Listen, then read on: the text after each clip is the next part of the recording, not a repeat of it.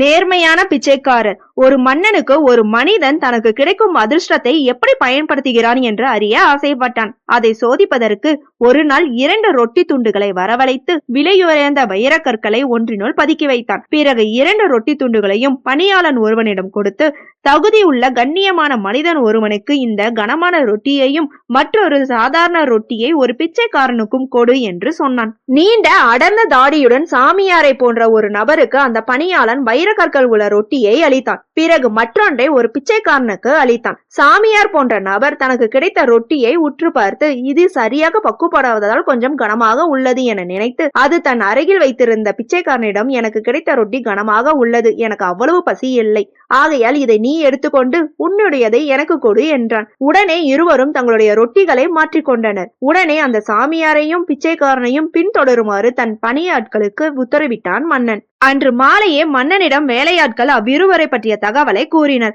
சாமியார் போல் தோற்றமளித்தவர் தன் வீட்டுக்கு சென்று பொய் தாடியை எடுத்துவிட்டு ஆசை தீர ரொட்டியை உண்டுவிட்டு பிறகு பழையபடி தாடியை ஒட்ட வைத்துக் கொண்டு சாமியார் வேடத்தில் பிச்சை எடுக்க கிளம்பிவிட்டதாகவும், தன் வீட்டிற்கு சென்ற பிச்சைக்காரன் தன் மனைவியுடன் ரொட்டியை உண்ண தொடங்கியதும் அதற்குள் இருந்த வைரக்கற்களை அவனும் அவன் மனைவியும் கண்டனர். முதலில் வைரக்கற்களை நாமே எடுத்துக்கொள்ளலாம் என்று விரும்பினான்.